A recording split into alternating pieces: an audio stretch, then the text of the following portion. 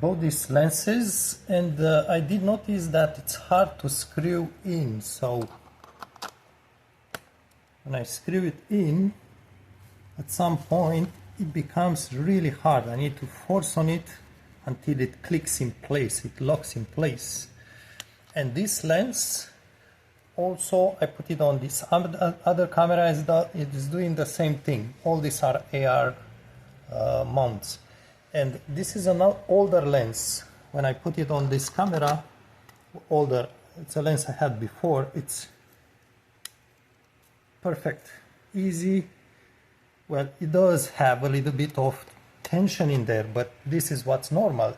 So I went to compare what's different in between the mounts of, well, it's the same mounts, but what is a difference. And what I could find in this one, this is the one that doesn't mount properly. There is this screw at some point, give me a second. There is a screw, it's tiny, I need to find it. It's this little guy here. So that's how it sits in there. And the screw here, it's really tiny. Let me just point to something. This screw here stands out a little bit. This is the one that mounts very easy. Whereas on this one, if I look by these parts, the same screw does stand out. It's difficult to film because it's really tiny. It stands out maybe, I don't know, maybe half a millimeter more than this one. That's the difference that I could find. So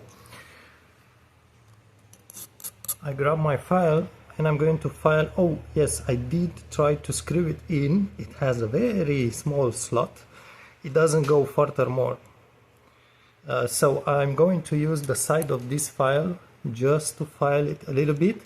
That will probably also file the slot, but I don't need to remove that screw in the future, so I just want to see if this will fix the problem, just to file it a tiny amount, not too much, because if I file it, if this is what's holding the lenses tight in there, if I file it too much, then the lens will be loose, and that is a total problem because you will lose focus. The focus will be, the subjects will be out of focus. So it just needs, what I'll do is just pass the file once gently and then try it, pass it again gently, try it again. So really a microscopic amount that I want to remove. And also I need to blow properly those bits of metal so they don't get on the glass itself. Let's try it. It got better. It was difficult to do though. I'll explain in a moment. And I still, so you'll see the first part of the travel, it's easier. The only part that it's still hard to turn is right at the end before the click. So this is the part that goes well, and then just before the click, still need to force on it. Maybe let's film again so you see the red dot.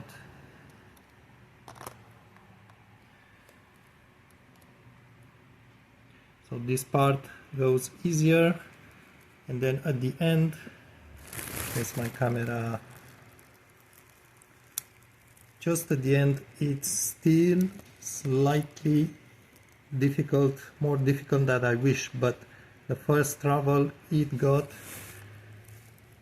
much easier. You see, I just don't hold the camera, hold the camera against that thing, but it does turn. Yes, there is more friction that I would like, but it's nowhere near as difficult as before, and it's really just the last small degrees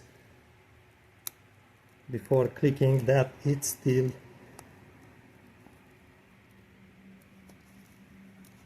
difficult to turn. So I think it did work. I had problems just, let me see if the screw is there. Yes, it's it's difficult to film this thing. I had problems fitting the file in there because the file will need to get into that gap there, so it does not. What I did is I just put the file at a certain angle on the screw, and I did, again, it's up to you to remove the amount needed, strictly the amount needed, not more than that. I apologize that the camera, these are phone cameras that hate reflective surfaces like shiny surfaces. Anyway, I said that I put the file at an angle, and I don't think you can approximate in the video the amount that I did remove. I cannot even see. I'm looking on my camera screen, and sorry for moving all that thing around, but anyway, I don't think it's, I don't even see it. There's that little bug.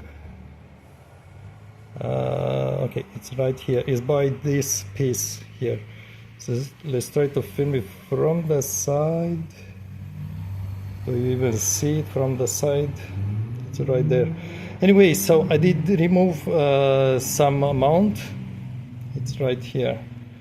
And again, the file was difficult to place correctly, and I went on an angle instead of flat on top of the screw. But it did work. My guess here is because this lens also has a problem. If you see, looking at the small hex, it's 6 blades. Perhaps you can tell the hex, it's not regular. So I think this lens was open before and was perhaps serviced and put back in place. You see the hex part, it's not, it has a flat side at the bottom, and was put back in place, and maybe the person, I don't know if maybe didn't screw that thing all the way in, or perhaps put a longer screw than the original one, and that's perhaps was the problem. I'll show you something else. If I open the diaphragm at some, let me just look past the camera, I can really not, yes, you'll see it. Look at the left corner at 9 a.m. 9 o'clock. You see that bump in there? So those blades are not, I don't know, maybe it's not, I'm guessing it's the original ones, but they are not aligned properly. That's why the hex at the end, when the diaphragm is all closed, it's not regular. You see that small right here, it's right there. So even when I close it, you see that it's not regular. You see that bump on the left side of the image, and I think now you see that the hex is really not regular. Is it a problem? I don't think it's a big problem. You don't get the amount of light precisely. I would say, yeah, maybe it's a problem when there is, so there are 6 blades, let's say 4 of the 6 blades don't close to the correct position. Then it may be a problem, especially at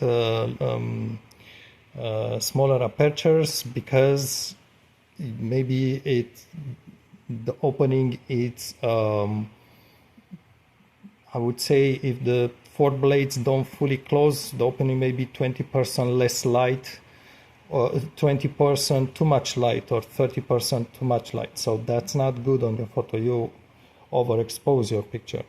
Maybe not by a full stop, but you overexpose it. So anyway, that was just another part of the story. I need to make a video about this thing separately.